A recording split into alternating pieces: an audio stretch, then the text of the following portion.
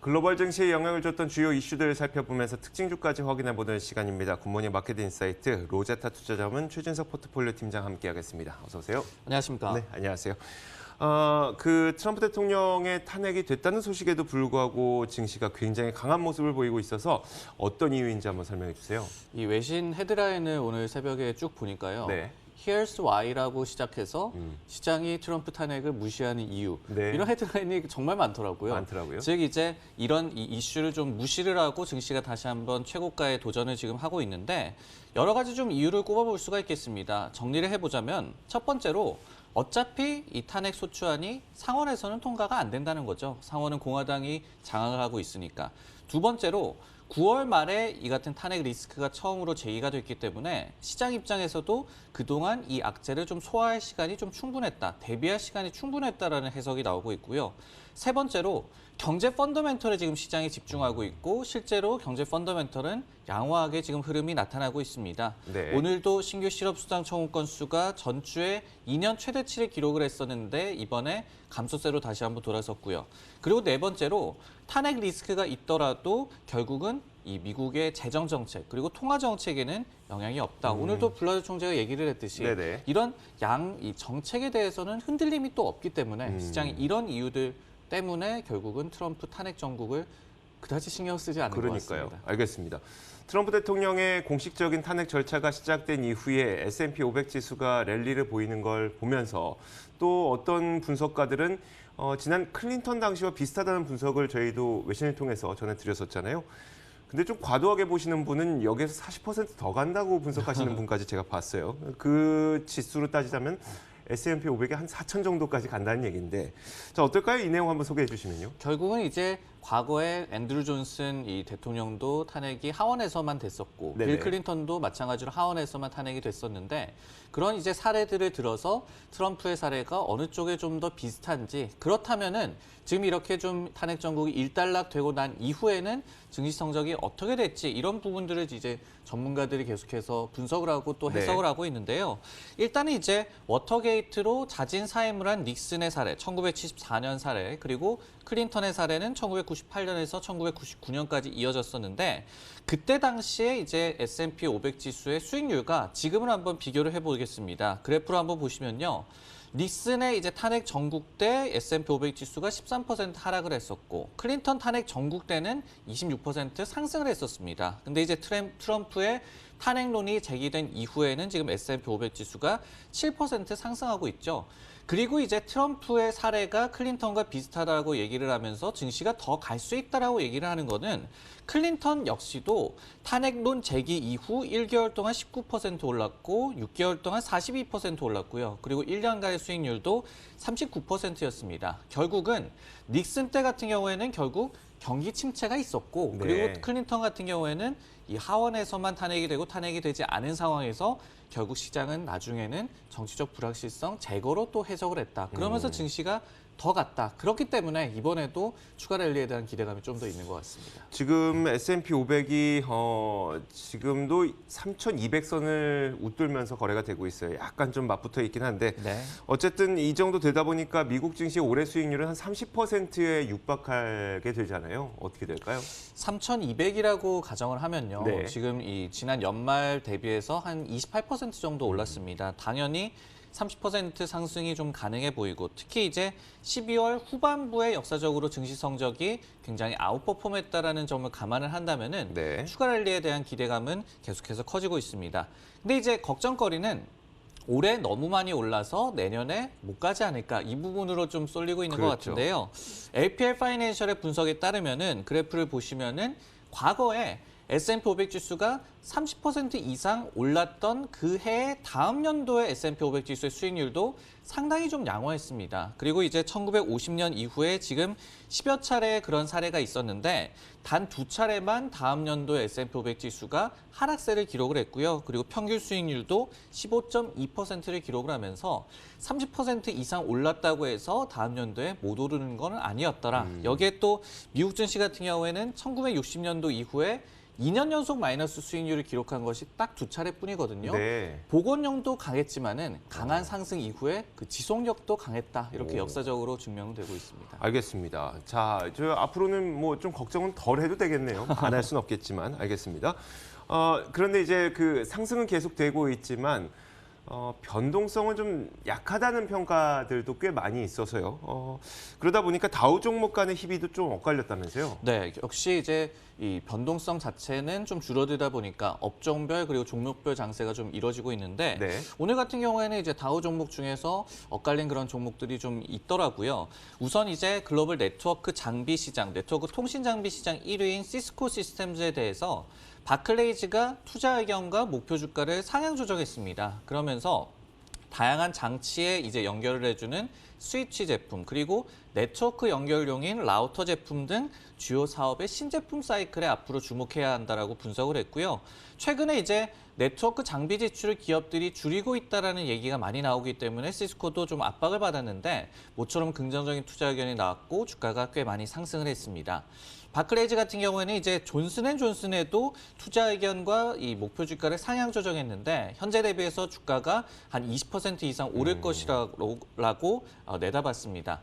존슨앤존슨 같은 경우에는 어떤 베이비 파우더 제품의 이 발암 물질 뭐 네네. 이런 발견이라든지 아니면은 마약성 진통제 관련한 좀 법적 리스크 이런 것들이 많죠. 근데 바클레이즈는 법적 분쟁 이슈가 주가에 이미 다 반영이 됐다라고 얘기를 했고 최근에 이제 모건 스탠리도 법적 리스크 때문에 존슨앤존슨의 펀더멘털이 저평가됐다면서 투자 의견을 상향한 바가 있거든요. 네. 존슨앤존슨 같은 경우에는 이런 좀 분위기가 풀리는 그런 흐름이 나타나면서 실제로 최근 한 달간 주가가 한 8% 정도 상승하고 있습니다. 알겠습니다.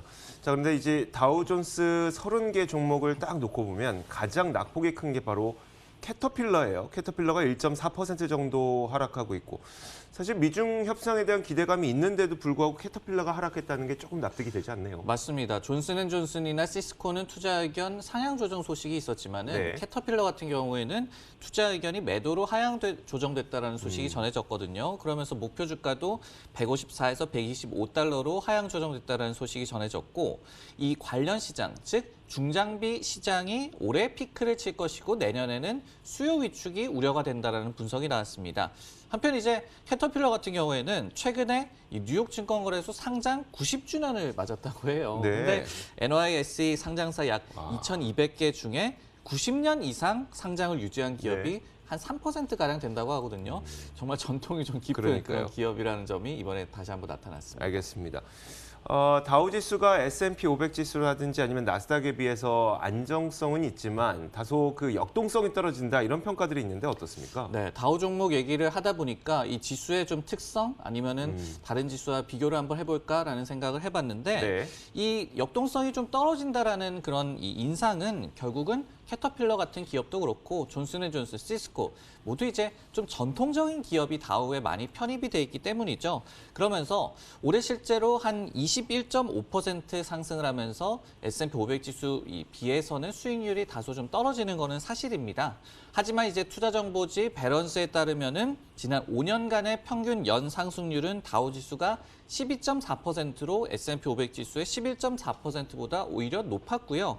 10년으로 보더라도 13.5%의 평균 연 수익률을 기록을 하면서 S&P 500 지수의 13.4%를 상회했습니다. 즉 다우 지수를 저희가 볼 때, 다우 편입 종목들을 볼 때 좀 재미없어 보일 수가 있잖아요. 네네. 막 역동적으로 첨단 기술을 이렇게 그러니까요. 하고 이런 기업은 좀 덜하기 때문에 하지만은 또 알게 모르게 꾸준히 또 올라갔다는 얘기가 되겠습니다. 알겠습니다.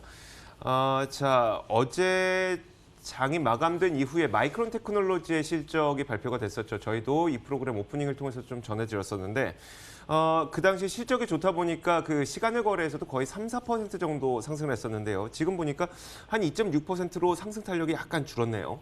네, 그렇습니다. 일단은 그래도 긍정적인 반응이 이어지고 있다 이렇게 좀 정리를 할 수가 있겠는데 네. 마이크론 같은 경우에는 이번에 2020 회계연도 첫 분기 그러니까 19년도 9월에서 11월까지의 실적을 발표를 했습니다. 일단 수치를 한번 살펴본다면은 예상치를 넘어선 상당히 좀 양호한 수치가 나왔습니다. EPS 같은 경우에 컨센서스 0.47달러를 넘어서는 0.48달러로 나왔고 매출 같은 경우에도 컨센이었던 50.1억 달러를 넘어서는 51.4억 달러로 나왔는데 역시 이제 전년 대비해서는 역시 많이 부진하기는 하지만은 헤드라인 수치는 과거에 사측이 제시를 했던 가이던스의 또 상당 부분을 터치를 했기 때문에 시장에서는 양호하게 좀 해석을 했고요. 그리고 이제 마이크론 같은 경우에는 지난 실적 발표 때 업황이 지금 부진에 빠진 이후에 처음으로 전분기 대비해서 매출이 성장을 했었습니다. 네. 근데 이번에도 분기 기준으로는 매출 성장세를 두 분기 연속으로 이어갔고요. 그리고 이제 FY 2020 2분기, 그러니까 19년도 12월에서 20년도 2월까지의 매출 가이던스는 45에서 48억 달러, 그리고 EPS는 0.29에서 0.41달러로 제시를 하면서 컨센서스 47.8억 달러, 그리고 0.41달러에 각각 좀 부합하는 결과가 나왔습니다. 알겠습니다. 보통은 뭐 예상치를 뛰어넘었다, 뭐 상회했다 이런 표현이 나와야지 약간의 급등이 나오잖아요. 근데 네. 마이크론 테크놀로지는 방금 말씀하셨던 것처럼 뭐 예상치에 부합했고, 자 그리고 가이던스에도 부합했고, 그러니까 다들 부합 정도인데도 주가가 꽤 크게 올랐어요. 그 이유는 뭐죠? 사실은 이제 가이던스 같은 경우에는 사측에서 제시한 상단이 이제 컨센에 좀 부합을 했거든요. 네. 그렇게 본다면 오히려 부정적인 반응이 나와도 이상하지는 않습니다. 그러게요. 네. 그럼에도 불구하고 이 주가에 좀 급등이 나온 이유로 본다면은 가장 먼저 반도체주 같은 경우에는 지금 업황이 언제 또 개선이 되느냐 이런 부분이 가장 중요하죠. 근데 업황이 바닥을 칠 것이다라는 점을 경영진이 다시 한번 확인을 했고요. 그리고 선 낸드 그리고 후 디램 순서로의 업황 개선 추세가 재확인됐기 때문에 이번에 시장이 좀 많이 안도를 한 것 같습니다. 경영진 같은 경우에는 이제 당분기, 그러니까 2020 회계연도 2분기에 재무 상황이 바닥을 칠 것이고, 그리고 3분기에 개선이 시작될 것이다라고 얘기를 했고, 그리고 이제 캘린더 이어로 내년 2분기, 내년 하반기까지 회복이 지속될 것이다라고 기대감을 나타냈습니다. 그리고 이제 실적을 보더라도 디램과 낸드 모두 양호한 판매량 수치가 이번에 나왔고요. 그리고 디램 같은 경우에는 평균 판매 단가, 즉 ASP의 하락세가 둔화를 했고, 오히려 낸드 같은 경우에는 분기 기준으로는 한 자릿수 초반대로 가격이 상승을 했습니다. 이런 부분들 때문에 시장이 좀 크게 환호를 한 것이고요. 다음 그림을 하나 보시면은 네. 가격에 이제 결국은 반등이 나오려면 재고 문제가 먼저 개선이 돼야겠죠. 근데 줄어야죠. 네. 맞습니다. 근데 이제 반도체주 같은 경우에는 재고 자산 회전 일수라고 해가지고 생산을 한 이후에 며칠 동안 이거를 쌓아놓느냐 이 수치도 좀 중요합니다. 근데 네. 마이크론 같은 경우에 2019 회계연도 3분기에는 이게 151일까지 치솟았다가 지난 실적 발표 때 131일로 줄어들었고 이번에도 121일로 또 한 번 줄어들었기 때문에 이런 상황의 변화가 계속해서 긍정적으로 감지된 것에 시장이 좀 긍정적으로 반응을 한 것 같습니다. 2019년도 3분기라고 한다면 이게 회계년도가 한 분기 8월에 정도 더 빠르니까 맞습니다. 8월에 이 결산이니까요. 한 5월에서 6월 사이에 그 시점에 이야기를 한 얘기인데 이때가 보니까 주가가 34달러네요. 실제로. 네, 그렇습니다. 33달러. 회전 일수가 저렇게 길 때는 주가가 많이 내려갔다가 지금 빨라지면서 회전 일수가 줄어들면서 계속해서 주가가 올라가고 있는 그런 경향도 보이네요. 맞습니다. 그렇기 때문에 반도체주들을 좀 들여다보면은 네. 이유 없이 오른 거는 없습니다. 그러게요. 주가가 또 오를 때는 이런 중요한 지표들이 변화가 분명히 있었다. 그러니까요. 이런 부분을 감안을 하셔야 될 것 같아요. 알겠습니다. 자, 그렇다면 이제 실제로 마이크론 테크놀로지에 대한 투자 의견은 어땠을까요? 실적 발표 이후에 투자 의견도 상당히 좀 좋게 바뀌고 있습니다. 목표 주가를 이제 IB들이 일제히 올렸거든요. 네. 코엔 같은 경우에 46달러에서 50달러로, 그리고 바클레이즈는 60달러를 제시했고 도이체도 65달러, 웰스파고도 70달러 등으로 일제히 상향 조정을 했습니다. 코엔이 이제 46달러에서 50달러로 올렸다는 얘기는 지금 주가 대비해서도 낮게 점치고 있죠. 하지만은 이렇게 안 좋게 보는 IB도 어쩔 수 없이 목표 주가는 올릴 수밖에 없었다라고 해석을 하시면 될 것 같고요. 네. 실제로 실적 발표 직전에 투자 의견을 중립에서 아웃퍼폼으로 상향 조정을 했고요. 그러면서 목표 주가를 44에서 65로 대폭 끌어올렸던 웨드부시라는 IB가 있습니다. 네. 실적 발표 이전에 이렇게 했다라는 점은 어느 정도 좀 확신이 있었다라는 얘기가 될 텐데 그때 이제 분석을 좀 들어보니까 2020 회계연도 1분기에 낸드 가격이 상향 추세로 전환할 것. 근데 실제로 그 결과가 나왔죠. 그리고 이제 디램 가격도 최근에 개선 추세가 나타났다는 점을 얘기를 했고 그리고 2020년도에 디램과 낸드 수요가 호조를 보일 거라는 점. 근데 그 이후로 5G 스마트폰, 네. 게이밍 콘솔 신제품, 그리고 하이퍼스케일 클라우드 서버 지출 개선 등을 꼽았습니다. 근데 대부분이 경영진이 실제로 이번에 얘기를 했어요. 좀 네, 적중을 했고 이런 시장의 기대치를 좀 부합하는 그런 결과가 나왔기 때문에 이번에 또 반도체주가 다시 한번 좀 힘을 얻을 그런 재료가 나왔습니다. 네, 알겠습니다. 정말 이유 없이 오르는 건 없네요.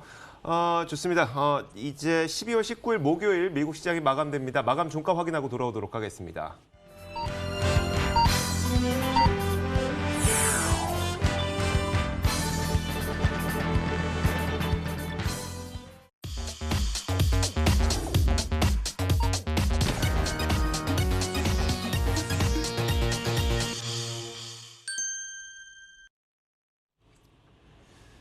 자, 미국 3대 지수가 또다시 사상 최고가를 경신하면서 마감을 했습니다. 다우, S&P, 나스닥 모두 그렇게 됐고요. 하나씩 먼저 살펴보도록 하죠. 다우존스의 지수 움직임부터 한번 살펴보도록 하겠습니다. 자, 장중에 상승 탄력을 계속 높였습니다. 막판에 조금 낙폭 줄이나 상승 탄력 줄이나 싶었지만 결국에는 장중 고가와 비슷한 수준에서 마감을 했어요. 다우존스 산업지수는 130포인트 넘게 올랐습니다. 28,375.87에 오늘 장을 마쳤고요. 나스닥 지수 살펴보도록 하겠습니다. 자, 나스닥도 장중 내내 상승 탄력을 높였습니다. 0.67% 오르면서 8,887.22포인트에 장을 마쳤습니다. 자, 마지막으로 S&P 500입니다. 3,200을 회복했네요. 달성했네요. 돌파했네요. 결국 0.44% 오르면서 3,205.27에 오늘 시장을 마쳤습니다. 자, 3대 지수가 모두 상승 탄력을 높이면서 장을 마쳤네요. 시장 평가 한번 내려주시죠. 결국은 이제 1단계 무역 합의 이후에 긍정적인 흐름이 탄핵 리스크에도 방해받지 않았다 이렇게 네. 평가를 할 수가 있겠는데 무역 합의 관련을 해서도 물론 아직까지도 중국에서는 어떤 농산물 구매 이 규모라든지 이런 부분에 대해서 구체적인 언급을 피하고 있습니다. 네. 하지만 미국 측에서 서명이 이제 1월에 분명히 이뤄질 것이다. 이런 부분들을 재확인해 준 점이 시장이 결국 경제 펀더멘털 그리고 무역 합의의 이런 호재의 지속성 이런 네. 부분에 더욱더 집중을 한 것 같네요. 알겠습니다. 자, 이제 종목별, 업종별로 펼쳐놓고 저희가 한번 살펴보도록 하겠습니다. 오늘은 어떤 업종과 종목이 눈에 띄었을까요? 네, 최근에 이제 금리의 방향에 따라서 이제 업종 간의 흐름이 엇갈린다라는 말씀을 많이 드렸는데 오늘도 그런 움직임이 나타났습니다. 국채 금리가 좀 하락을 했어요. 즉 안전자산 역시도 가격이 좀 상승했다라는 얘기가 될 텐데 그러면서 이제 결국은 JP모건이라든지 뱅크 오브 아메리카, 웰스파고 등의 금융주 등이 시중금리 하락에 따른 수익성 악화 우려로 주가가 좀 하락을 했고요. 반면에 이제 우리나라 투자자분들도 굉장히 좀 관심이 많습니다. 리츠 종목이 그런데요. EQIX 그리고 AMT 이런 이 리츠 관련된 종목들은 오늘 AMT, 아메리칸 타워가 한 3% 가깝게 상승을 했고 에퀴닉스 같은 경우에도 한 1.5% 내외로 상승을 하면서 리츠 종목은 금리 하락에 우리 분명하게 좀 수혜를 받았습니다. 앞서서 말씀을 드렸던 이제 마이크론이 이렇게 상승을 해서 초록색으로 밝게 들어왔고요. 네. 그리고 존슨앤존슨, 어떤 시스코 이런 부분들도 그리고 여기 보시면은 캐터필러가 빨간불이 들어온 모습도 맵상으로도 확인을 하실 수가 있습니다. 반도체주 같은 경우에 엔비디아도 오늘 주가가 꽤 많이 상승을 했거든요. 네. 한 2.5% 내외로 상승을 했는데 엔비디아 같은 경우에는 이제 멜라녹스라는 네트워크 솔루션 기업을 인수한다라고 발표를 했었습니다. 근데 EU 이제 반독점 당국에서 이를 승인할 것이다라는 소식이 나왔고 그러면서 엔비디아가 이제 데이터 센터 서버용 칩 시장에 더욱더 발을 넓힐 수 있을 것이다. 이런 기대감이 오늘 주가에 좀 작용을 했고요. 네. 넷플릭스 같은 경우에도 오늘도 3.5% 정도 급등을 했는데 역시 이제 애플 TV 플러스라든지 디즈니 플러스라든지 이런 경쟁 업체들에 대한 우려가 좀 사그라들면서 최근에 주가가 좀 많이 상승을 하고 있고 7월 말 이후에 오늘 고점을 또 찍었다고 하네요. 오, 알겠습니다. 자, 이렇게 12월 19일 목요일 미국 시장에 대한 총평을 들어봤습니다. 지금까지 로제타 투자자문 최진석 포트폴리오 팀장과 함께 이야기 나눴습니다. 고맙습니다. 네, 고맙습니다.